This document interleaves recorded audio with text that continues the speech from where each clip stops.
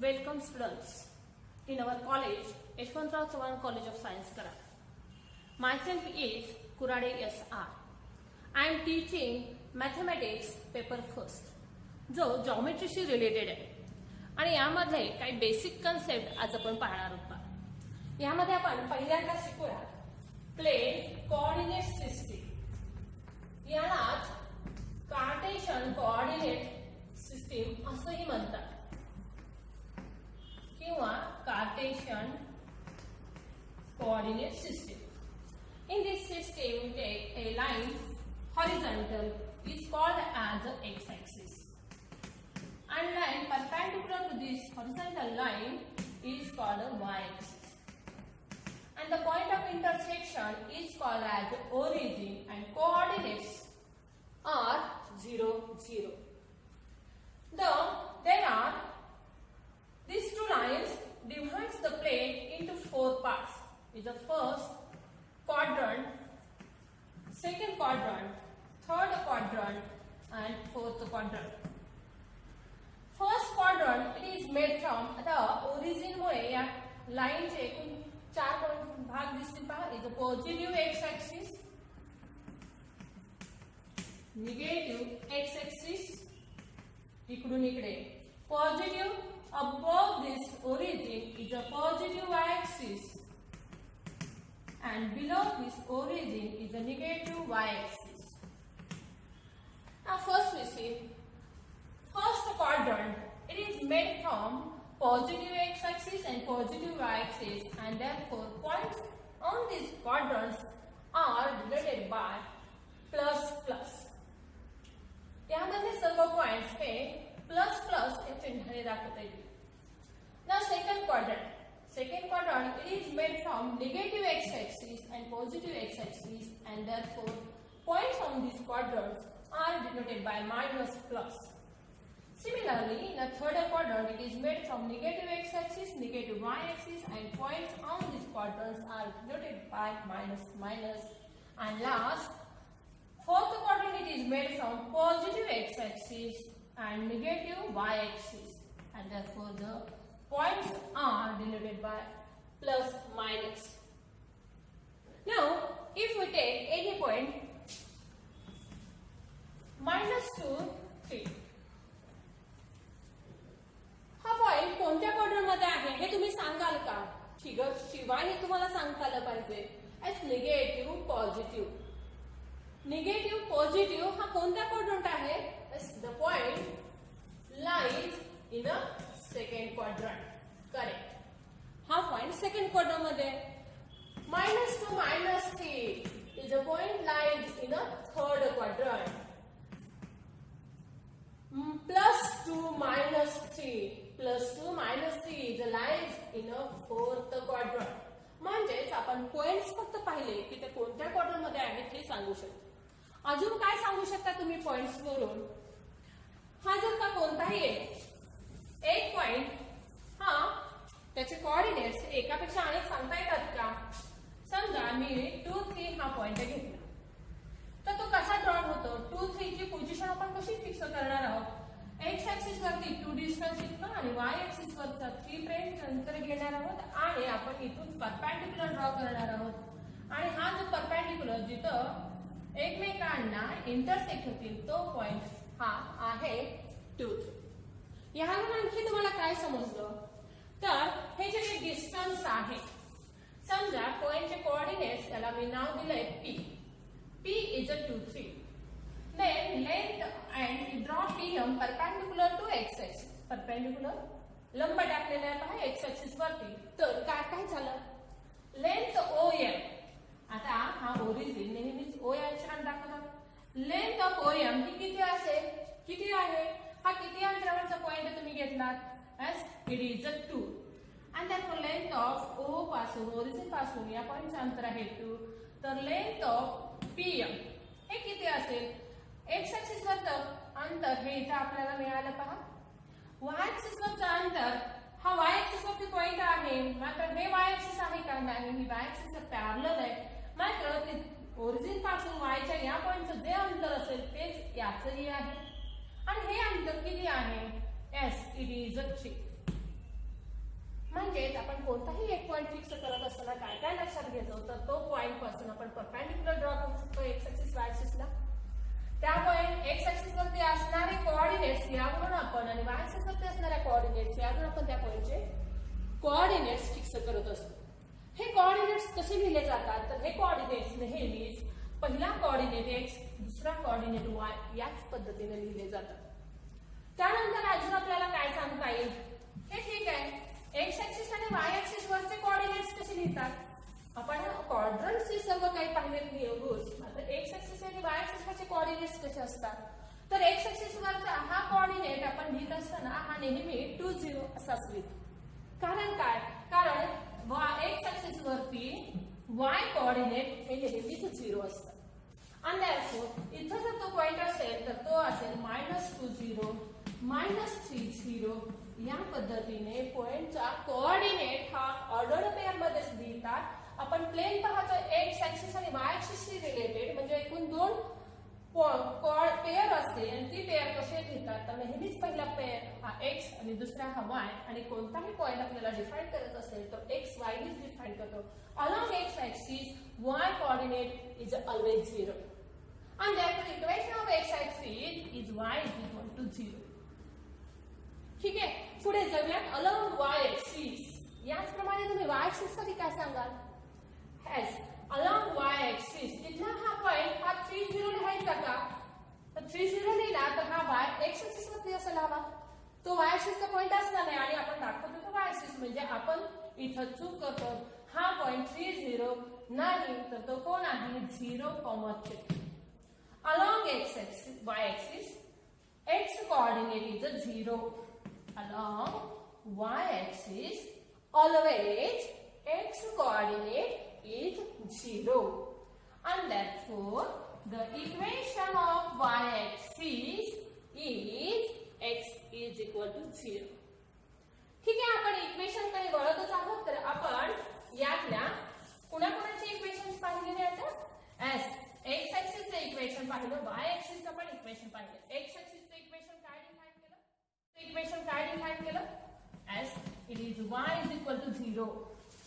मग x axis ला parallel असणाऱ्या लाईनचे equation y is equal to किती अंतरावर ती पॅरलल आहे वरती आहे above this line that's y is equal to some constant positive constant असेल आणि एक्स ऍक्सिस ला ती पॅरलल बिलो असेल तर हे y is equal to -b म्हणजेच b हा पॉझिटिव्ह असेल तर ती वरच्या बाजूला पॅरलल आहे आणि b हा निगेटिव्ह असेल किंवा कॉन्स्टंट टर्म निगेटिव्ह असेल तर ती below the x axis it is a parallel. And then find the equations of x axis and parallel to this x axis. These are given by y is equal to 0, y is equal to some constant.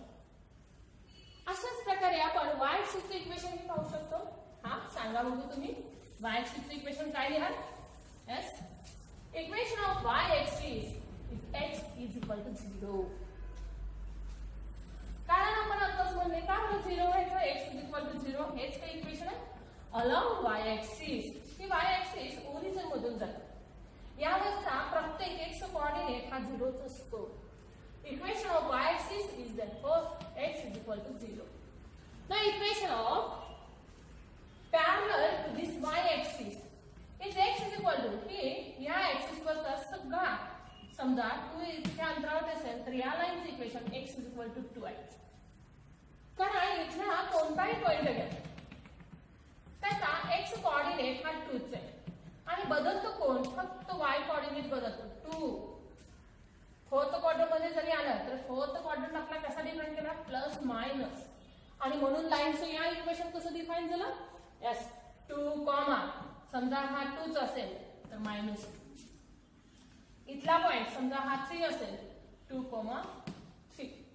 He line कोणकोणत्या quadrant मध्ये जाते first आणि fourth आणि y शी parallel असणारी डाव्या बाजूला ती line कोणत्या क्वाड्रंट मधून जाते S it is passes through second and third आणि म्हणून इथले सर्व पॉइंट्स कसे येतील समजा की असे आपण -2 घेऊया -2,0 म्हणजे प्रत्येक x कोऑर्डिनेट हा -2 आहे.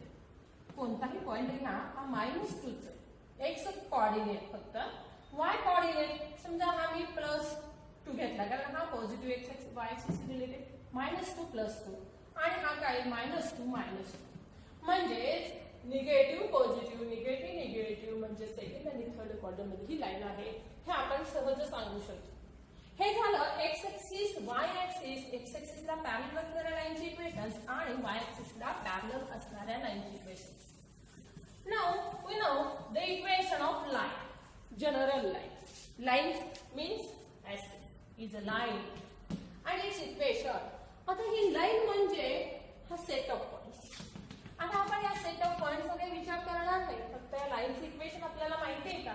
एस ह्या लाईनचं इक्वेशन तुम्हाला माहिती आहे x plus by plus c is equal to 0 where a b c are the constant terms.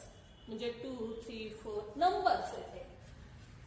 x आणि y these are the coordinate system मधले आपण जे x ऍक्सिस आणि y ऍक्सिस रिलेशन मांडत असतो ते पॉइंट्स आपण किंवा ते x आणि y हे व्हेरिएबल आपण घेत असतो का. आणि या लाईनचं इक्वेशन ही लाईन आहे. मी अशाच टाईपचं आणखीन एखादं लाईनचं इक्वेशन मांडलं आणि मला लाईन ड्रॉ करायची. Let's we take a line 2x + 3y is equal to 6. ह्या लाईनचं इक्वेशन काढत असताना काय काय विचार करावा लागेल? First we draw x axis आणि y axis. Along x axis we take points. काही अंतरावरती आपण ठराविक डिस्टन्स वरती आपण युनिट्स मध्ये पॉइंट्स मांडत असतो पण. आता मला याचं डायरेक्ट इक्वेशन काढता येतं. मला काय करायला हवं? ही बाजू 1 करण्यासाठी मी या इक्वेशनला 6 ने डिव्हाइड केलं. 6 ने डिव्हाइड केलं तर हे इक्वेशन काय होईल पहा. Divide by 6 S x upon 3 plus y upon 2 is equal to 1. इक्वेशनलाच आपण 6 ने डिव्हाइड केलं. x वरचे कोऑर्डिनेट्स किती मिळाले? x upon 3 डिनॉमिनेटरला किती आहे 3 आणि म्हणून मी x ऍक्सिस वरती 3 युनिट्स घेणार. हा पॉइंट हा लाईनचा आहे. y ऍक्सिस वरती पॉइंट घेणार आहे 2. हे कशावरून घेतलं तर x च्या डिनॉमिनेटरला जो अंक आहे तो पॉइंट घ्या, y च्या डिनॉमिनेटरला जो अंक आहे तो पॉइंट घ्या. केव्हा घ्या? जेव्हा डाव्या बाजूला 1 असेलच तरच. सॉरी उजव्या बाजूला 1 असेल तर आपण ह्या पद्धतीने घेतो. इथं 1 शिवाय जवळ कोणताही अंक असेल तर आपल्याला हे पॉइंट्स घेऊन इक्वेशन जे काही तुम्ही लाईन ड्रॉ कराल ती परफेक्ट येत नाही. आता ह्या 2 पॉइंट मधून जाणारी रेषा ही कशी असेल तर हे आपण काढूयात बघूया. एस ह्या 2 पॉइंट मधून जोडणारी ही रेषा आपण ड्रॉ करू शकतो आणि जे equation of line 2x + 3y is equal to 6 हे सर्व पॉइंट्स हे इक्वेशन सॅटिस्फाय करतात. आता हे कोण पॉइंट्स असतात? समजा या लाईनवरचा फर्स्ट पॉइंट मध्ये 2 3 हा पॉइंट आहे का इक्वेशनचं बघूयात का? कशा बघताय रे? तुम्ही कशा पद्धतीने पाहिलं होतं यावर पूर्वी? एस तुम्ही काय करता? LHS आणि RHS जर इक्वेट झाले जर ते इक्वल असतील तरच ते पॉइंट त्या लाईनचे आहेत. देयरफॉर LHS काय आहे आपल्या इक्वेशनचं? 2x + 3y. 2 ची value let's put 2 + 3 × 3 4 + 9 is 13 and is RHS? No, हे RHS नाही and therefore the point 2 3 does not lie on it. अशा प्रकारे आपण या लाईनवरचे सर्व पॉइंट्स हे पॉइंट्स या लाईनवरती आहेत किंवा नाही किंवा कुठेही असतील तर ते कुठे आहेत हेही आपण सांगू शकतो. मी तुम्हाला काही क्वेश्चन्स विचार. 2x + 3y is greater equal to 6 he line he in equation हे इक्वल नाही. इन इक्वेशन या अशा ह्या तुम्ही लाईन ड्रॉ कराल किंवा तो रिजन कोणत्या बाजूला आहे कोणत्या आहे हे सांगू शकाल का?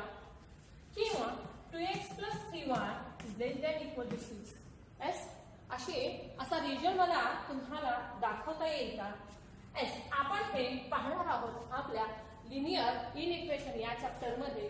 पुढे जाऊन आपण ते पाहणार आहोत. त्यापूर्वी तुम्हाला काय माहिती असेल हवं कोणतीही लाईन ड्रॉ करता आली पाहिजे. त्या लाईनवरचा कोणताही एखादा पॉइंट हा त्या लाईनवरती आहे किंवा नाही हे चेक करता आलं पाहिजे. असेल तर तुम्हाला सांगता पाहिजे LHS बरोबर RHS असेल तर तो पॉइंट त्या लाईनचा आहे, नसेल तर तो पॉइंट त्या लाईनचा नाही. हे झालं लाईनच्या बाबतीत. अशीच आपण इक्वेशन्स फाइंड आउट करू शकतो. कशा कशाची इक्वेशन्स तुम्ही फाइंड आउट करू शकता? Any geometrical figure. आता जॉमेट्रिकल फिगर ही पहा, ही जॉमेट्रिकल फिगर नाही. का नाही?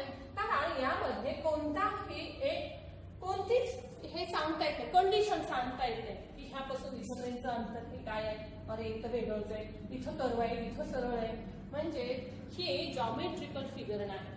आणि मग अशा टाईपच्या फिगरचं इक्वेशन आपण डिफाइन करू शकतो. कोणत्या जॉमेट्रिकल फिगर्स आहेत? त्यास is a triangle, circle, ellipse, अंडाकार, parabola, hyperbola, any type of line, कोणतीही प्रकारची आपण लाईन ड्रॉ करू शकतो, तिचं इक्वेशन काढू शकतो. म्हणजे any geometrical figure it has a equation. आणि ही इक्वेशन्स कशी फाइंड आउट करतात लोकस या चॅप्टर मध्ये पाहणार आहोत. लिनियर इक्वेशन मध्ये आपण रिजन कसं दाखवतात तो पाहणार आहोत. त्यानंतर आपण आणखीन काय पाहू शकतो किंवा आणखीन काही बेसिक कन्सेप्ट तुम्हाला माहिती आहेत का, यासाठी आपण घेऊयात पहा ट्रिग्नोमेट्री. आता या ट्रिग्नोमेट्री मध्ये तुम्हाला माहिती आहे, ट्रिग्नोमेट्री तुम्ही शिकलेले आहेत. देयर आर 6 ट्रिग्नोमेट्रिक फंक्शन्स किंवा ट्रिग्नोमेट्रिक रेशोज तुम्ही पाहिले. यासाठी तुम्ही राईट अँगल ट्रायंगल यूज केलेला आहे. In a right angle triangle ABC, yes, measure of angle BCA is a theta, then we define cos theta, sin theta and tan theta. सांगा बघू हे अँगल्स कसे सांगा बघू हे ट्रिग्नोमेट्रिक रेशोज कसे डिफाइन करता येतील. cos theta is a adjacent sides upon hypotenuse, that is BC upon AC. Yes, sin theta is opposite side upon hypotenuse, and tan theta is a sin theta upon cos theta, that is sin theta AB upon AC, cos theta is a BC upon AC, that is AB upon BC. आता मला सांगा हे तीन trigonometric किंवा आपण आधी सहाच्या सहा ट्रिग्नोमेट्रिक रेशोज मांडूया. sec theta is a reciprocal of cos theta. म्हणजे cos theta ची व्हॅल्यू माहिती असेल तर तुम्ही sec theta ची व्हॅल्यू सहज लिहू शकता. cosec theta is a reciprocal of sin theta and cot theta is a reciprocal of tan theta. म्हणजेच cos can be written as 1 upon sec, sin can be written as 1 upon cosec, tan can be written as 1 upon cot. किंवा हे दोघांचा product काय लिहिता येईल? cos theta into sec theta is always 1. Similarly, sin into cosec is a 1, tan into cot is again a 1 because they are reciprocal of each other.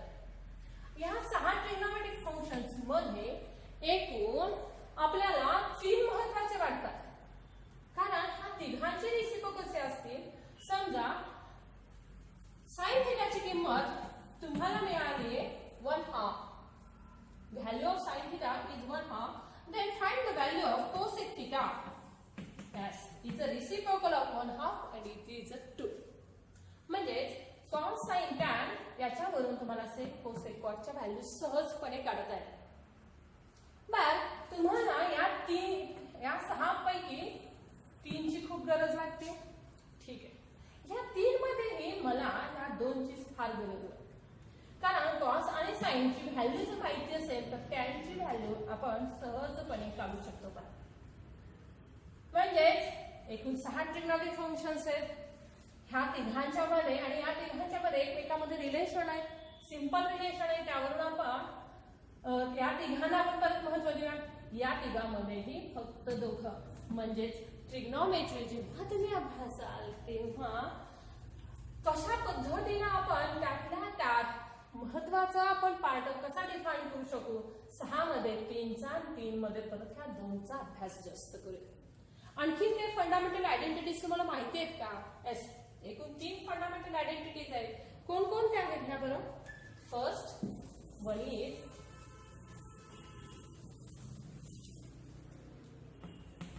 sin square theta plus cos square theta is equal to 1.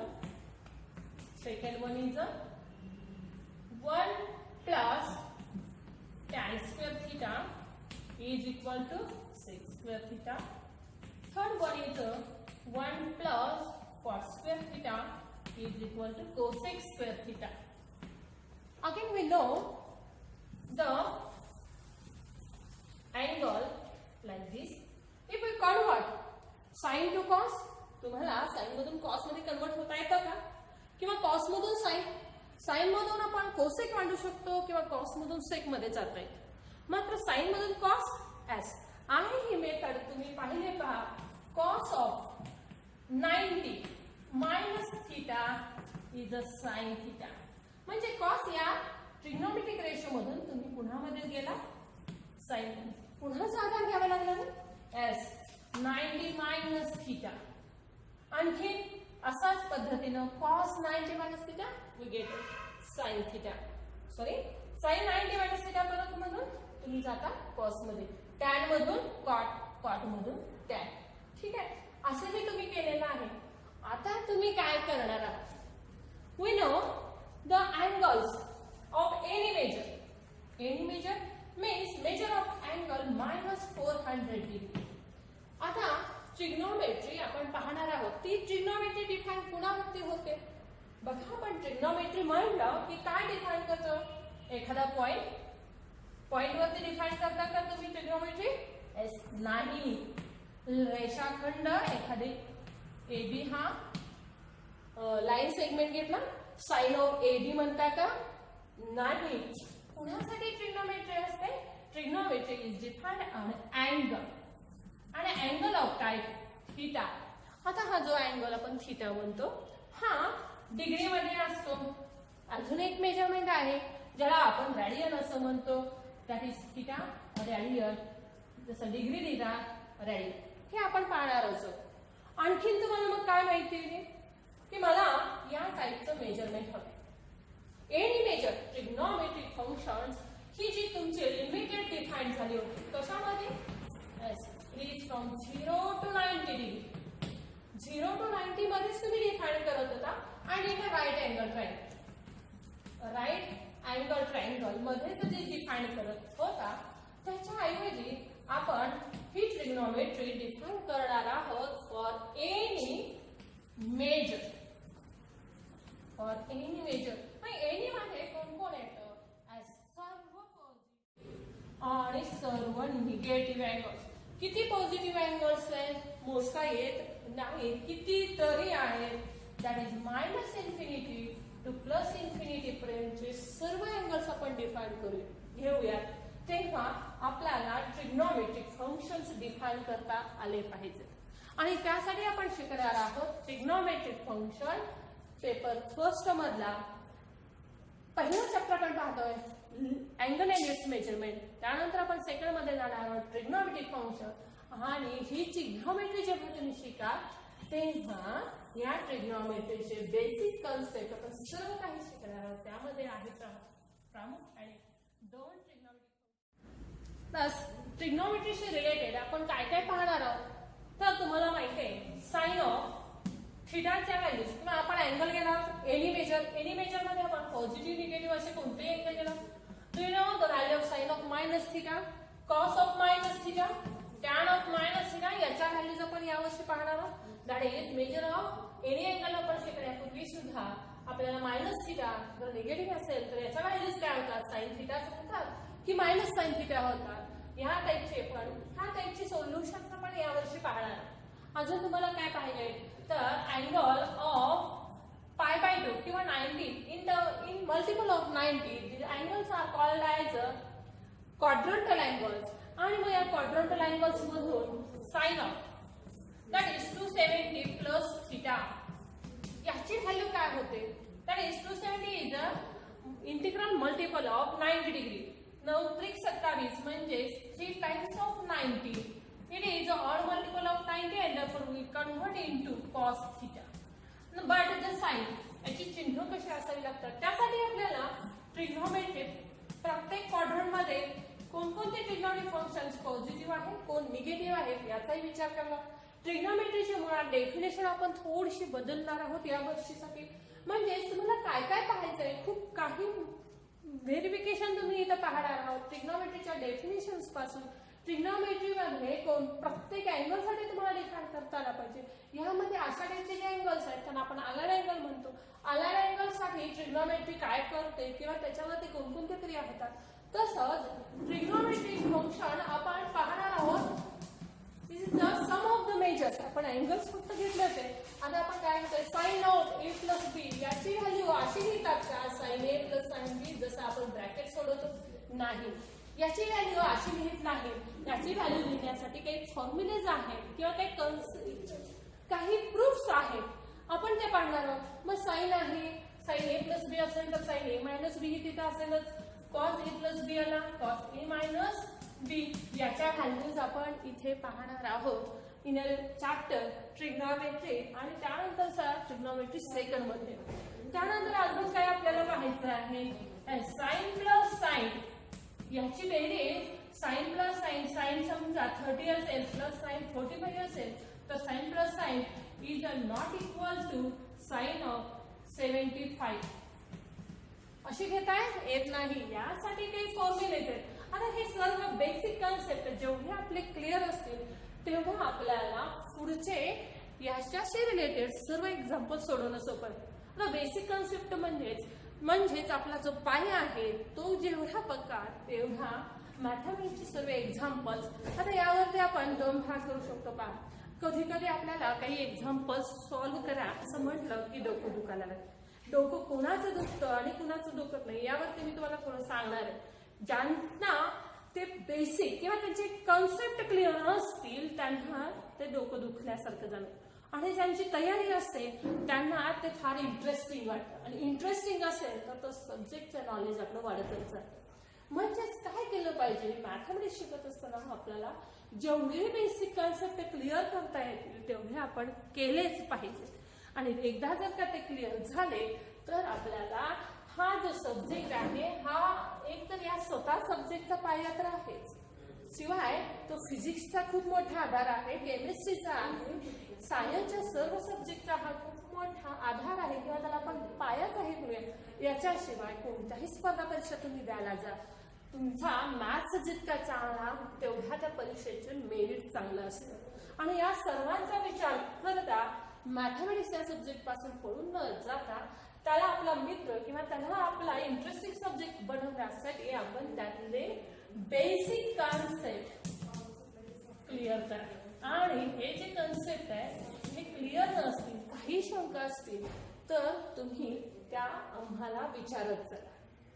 हा आहे आपला mathematics paper first related काही introductory